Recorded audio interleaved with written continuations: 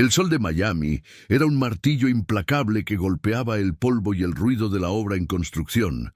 El aire, espeso por el olor a cemento húmedo y aserrín, vibraba con el chirrido de las sierras eléctricas y el rítmico golpeteo de los martillos contra la madera. Este era un mundo de sudor y trabajo duro, una sinfonía caótica de creación bajo un cielo inclemente. A solo unos metros, más allá de una simple cerca de alambre, otro universo existía en un contraste crudo y silencioso. Allí, céspedes perfectamente cuidados se extendían como alfombras verdes hacia mansiones frías e imponentes, donde la vida parecía transcurrir detrás de cristales insonorizados. El muro que se estaba levantando, ladrillo a ladrillo, era más que una estructura de concreto y varillas. Era la manifestación física del abismo entre dos realidades. Una frontera que separaba las manos que construyen de las vidas que son protegidas.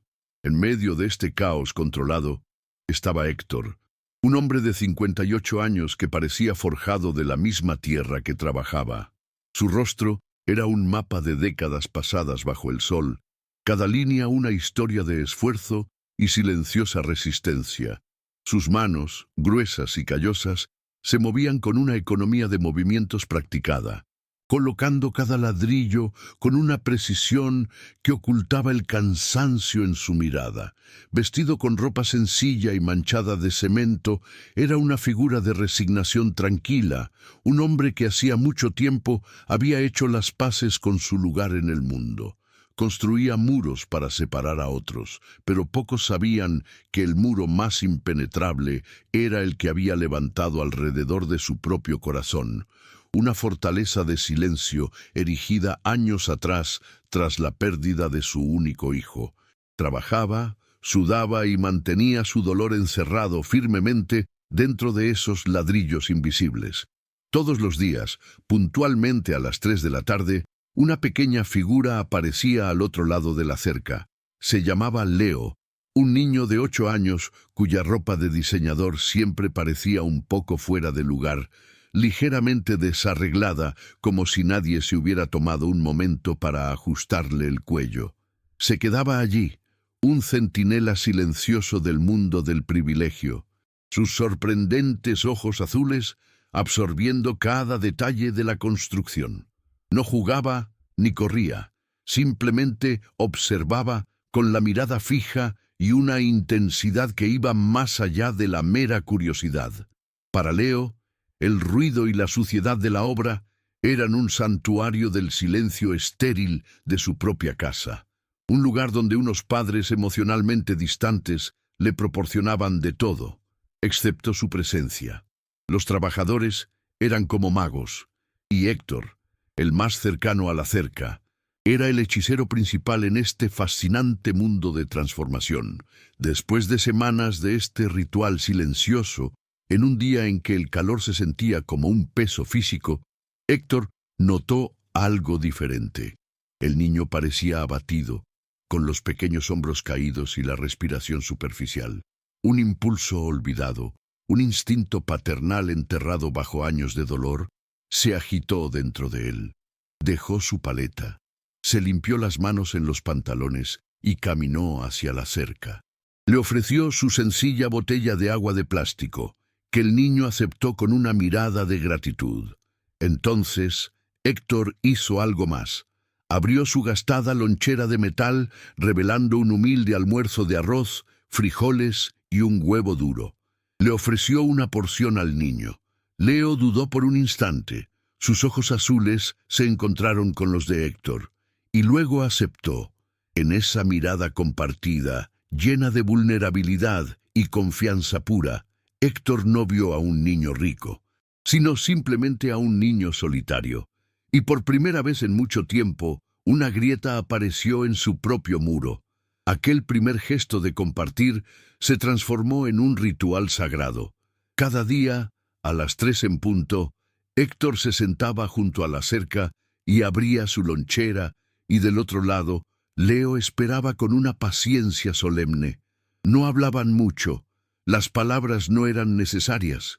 Su comunicación se tejía con miradas, con el lento masticar del arroz y los frijoles, y con las pequeñas sonrisas que Héctor dejaba escapar al ver la concentración del niño.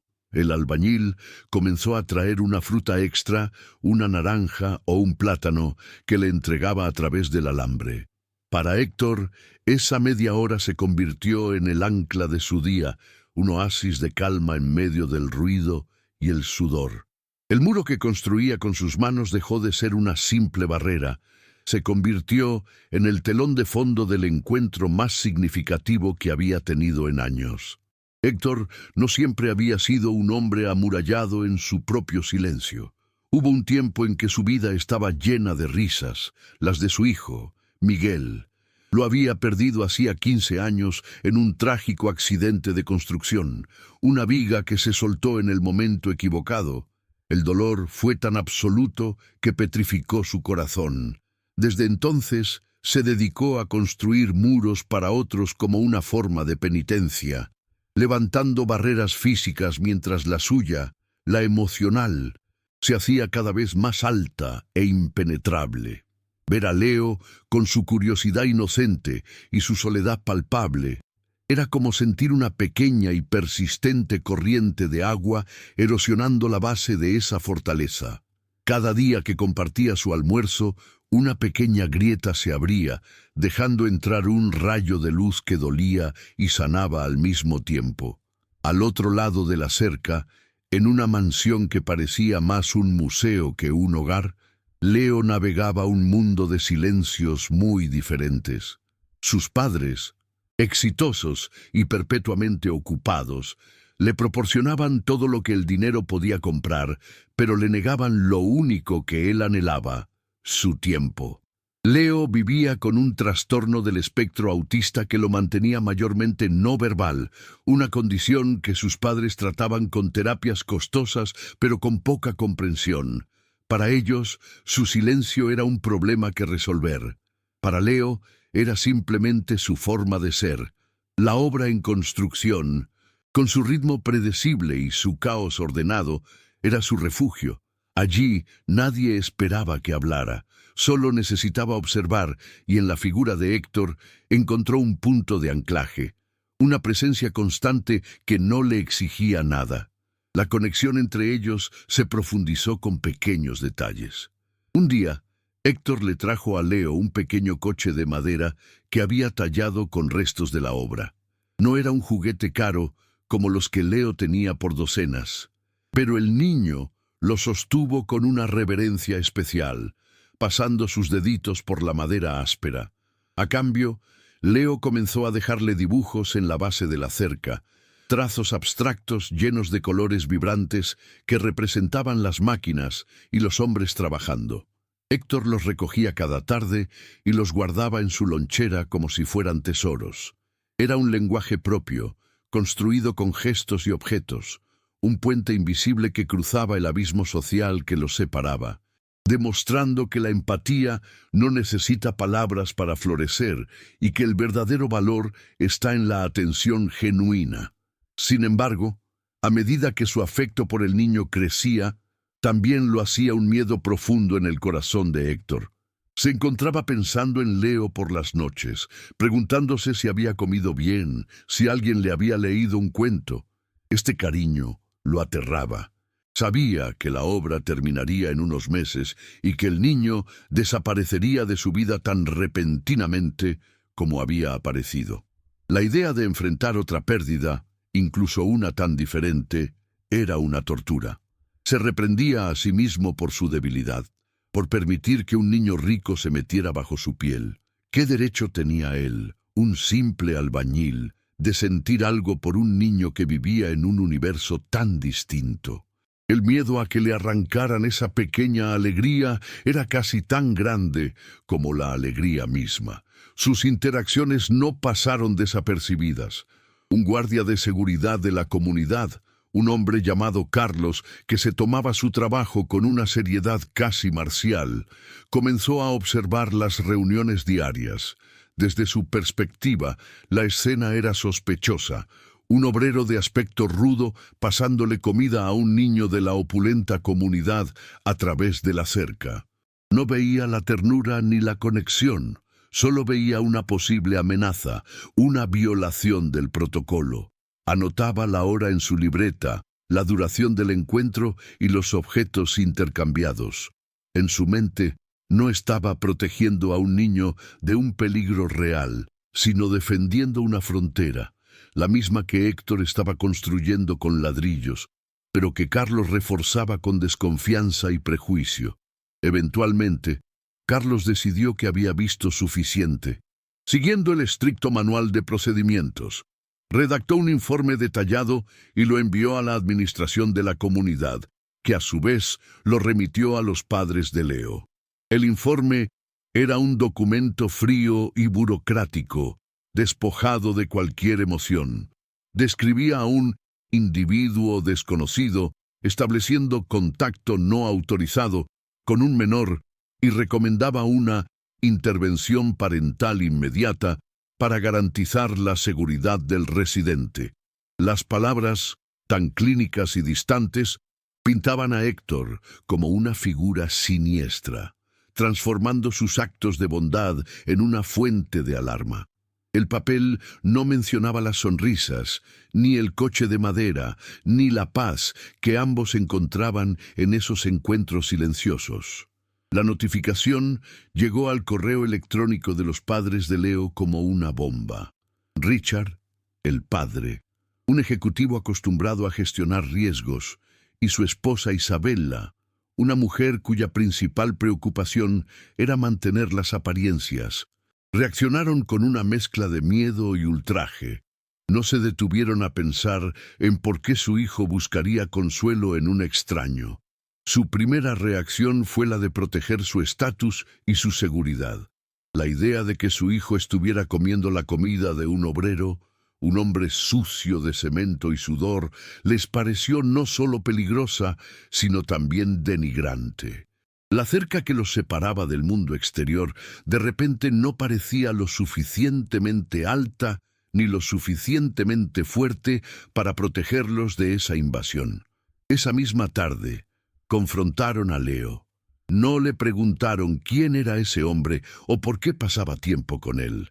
Simplemente le impusieron una nueva regla, una orden tajante y sin explicación. Tienes prohibido volver a acercarte a esa cerca. ¿Entendido? Para un niño como Leo, cuyo mundo dependía de la rutina y la previsibilidad, la prohibición fue un cataclismo. El único punto de luz en su día solitario le fue arrebatado sin motivo aparente. No pudo argumentar ni defenderse con palabras. Solo pudo sentir cómo el pánico y la confusión se apoderaban de él, mientras el muro de incomprensión de sus padres se levantaba más alto y más frío que cualquiera que Héctor hubiera construido jamás. Al día siguiente, las 3 de la tarde llegaron y se fueron en un silencio aplastante. Héctor esperó, con la porción extra de comida enfriándose en su lonchera. Miraba el lugar vacío junto a la cerca, y un dolor sordo, familiar, se instaló en su pecho. La ausencia de Leo era un grito en medio del ruido de la obra. Se sintió estúpido, un viejo tonto que había permitido que la esperanza se filtrara por las grietas de su corazón solo para que se la arrebataran. El vacío que dejó el niño era inmenso, un recordatorio cruel de que los muros entre sus mundos eran, quizás, demasiado sólidos para ser derribados con un simple trozo de pan. A veces te sientes tan solo en estas luchas. Si estas historias te tocan el corazón, suscribirte al canal nos da la fuerza para seguir compartiendo estas batallas silenciosas. Mientras Héctor lidiaba con su decepción dentro de la mansión, el mundo de Leo se desmoronaba. La ruptura de su rutina lo sumió en una profunda ansiedad. Dejó de jugar con sus juguetes y pasaba horas mirando por la ventana hacia la obra, una figura pequeña y desolada. Los sonidos que antes lo fascinaban ahora eran una fuente de tormento. Se negaba a comer la comida que le preparaba el personal de la casa, su cuerpo rechazando cualquier alimento que no viniera de la gastada lonchera de metal de su amigo. Sus padres, viendo su angustia, Solo la interpretaban como otra manifestación de su condición, sin entender que no era un problema neurológico, sino la simple y pura pena de un corazón roto. Los días se convirtieron en una semana de sufrimiento silencioso para ambos. Héctor trabajaba con una furia contenida, golpeando los ladrillos con más fuerza de la necesaria, su rostro una máscara impenetrable de resignación. Evitaba mirar hacia la cerca, como si el simple acto de mirar pudiera reabrir la herida. Dentro de la casa, la ansiedad de Leo se intensificó. Tenía crisis de llanto que sus padres no sabían cómo calmar. Preocupados por su deterioro, programaron citas con nuevos especialistas, buscando una solución médica para un problema que era puramente del alma. No se daban cuenta de que la cura para la soledad de su hijo no estaba en una pastilla o una terapia, sino al otro lado de un muro, en las manos callosas de un hombre que solo había querido compartir su almuerzo. La tormenta llegó sin previo aviso, un estallido de furia tropical que convirtió el cielo de Miami en un lienzo gris y violento. Dentro de la mansión, el estruendo de los truenos era un eco del caos que se había desatado en el pequeño cuerpo de Leo. La prohibición había fracturado su frágil mundo, y la ansiedad acumulada finalmente explotó en una crisis que ninguna terapia podía contener. Sus gritos eran agudos, sin palabras, una pura expresión de angustia. En un momento de descuido de sus padres, mientras discutían sobre a qué especialista llamar a continuación, Leo corrió. Descalzo, con el pijama empapado en segundos, se deslizó por una puerta lateral y se lanzó hacia la noche, hacia el único lugar que su corazón reconocía como un santuario, la obra en construcción, ahora un laberinto de sombras y peligros bajo la lluvia torrencial. El pánico se apoderó de Richard e Isabela. Corrieron tras él, sus ropas de diseñador arruinadas por el lodo y el agua, gritando su nombre en la oscuridad. Lo encontraron acurrucado bajo una lona, temblando incontrolablemente entre pilas de varillas de acero y sacos de cemento mojado. Pero sus intentos por consolarlo solo empeoraban las cosas. Cada toque, cada palabra suplicante, era una agresión para sus sentidos sobrecargados. Estaban completamente desarmados, su riqueza y su poder inútiles frente al dolor puro de su propio hijo. Es en esos momentos de impotencia total que uno se pregunta si estás solo en el universo. Si te identificas con esa sensación, considera unirte a nuestra comunidad suscribiéndote. Tu apoyo nos permite seguir contando estas historias de conexiones inesperadas. Desesperada, con el rostro bañado en lágrimas y lluvia, Isabela recordó el informe del guardia. Miró hacia la humilde caseta de los trabajadores y gritó el único nombre que se le ocurrió. ¡Héctor! Héctor, que se preparaba para irse, escuchó el grito por encima del rugido de la tormenta. Sin dudar un instante, salió a la intemperie. Vio la escena. Los padres aterrorizados, el niño perdido en su propio mundo de miedo. Con una calma que parecía ajena a la tormenta, caminó hacia ellos, sus botas de trabajo hundiéndose en el barro. No se dirigió a los padres. Sus ojos solo veían a Leo. Lentamente, se arrodilló a unos metros del niño, sin importarle que el agua helada le calara los huesos. No dijo nada, simplemente se sentó en el lodo, convirtiéndose en una presencia silenciosa y estable en medio del caos. Su quietud era un ancla, una invitación sin palabras que cortaba a través del pánico. Leo dejó de temblar y sus ojos, dilatados por el miedo, se fijaron en la figura familiar del hombre. Con movimientos lentos y deliberados, Héctor se quitó su gastada lonchera de metal del hombro. La lluvia golpeaba la tapa con un sonido metálico y rítmico. La abrió, revelando el interior familiar. Con sus manos callosas, tomó un simple trozo de pan que había guardado de su almuerzo. No lo extendió de inmediato.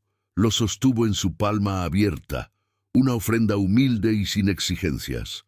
Leo lo observó. Su respiración agitada comenzó a calmarse. Poco a poco, como un animalito asustado saliendo de su escondite, se arrastró fuera de la lona y se acercó a Héctor. Con dedos temblorosos, tomó el pan. En el momento en que sus dedos tocaron la mano del albañil, un sollozo ahogado escapó de sus labios y se derrumbó contra él, aferrándose a su camisa de trabajo sucia como si fuera un salvavidas.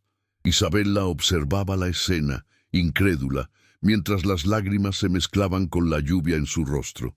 Su hijo, a quien no había podido tocar en una hora, ahora se acurrucaba pacíficamente en los brazos de un extraño. Se acercó a Héctor. Su voz apenas un susurro roto por la emoción y la confusión. «¿Por qué?», preguntó. «¿Por qué le hace caso a usted? ¿Qué fue lo que hizo?». Héctor levantó la vista, sus ojos cansados reflejando una profunda compasión. Acarició suavemente la espalda del niño, que ya comía el pan con una calma solemne. «No hice nada, señora», respondió con una voz suave pero firme, que se escuchó claramente por encima de la tormenta. «Solo compartí mi almuerzo y mi tiempo». La simplicidad de sus palabras golpeó a los padres con la fuerza de un rayo, iluminando el abismo de su propia negligencia. La tormenta exterior amainó, pero la que se había desatado en los corazones de Richard e Isabella apenas comenzaba a calmarse. Con una humildad que nunca antes habían conocido, invitaron a Héctor a su casa, un gesto que rompía todas las barreras invisibles que habían defendido con tanto esmero. Sentado en un sofá de diseñador, con su ropa de trabajo todavía húmeda, Héctor sostenía a un Leo dormido en sus brazos, cuyo pequeño cuerpo finalmente había encontrado la paz. No hubo reproches, solo el peso de una verdad ineludible. «Nos equivocamos», admitió Richard, su voz despojada de la arrogancia corporativa. «Estábamos construyendo muros para protegerlo del mundo. Pero el verdadero peligro estaba en la soledad que creamos para él, aquí adentro». Isabela, con los ojos hinchados, simplemente asintió, entendiendo que el hombre que habían juzgado como una amenaza era en realidad el único que había visto verdaderamente a su hijo.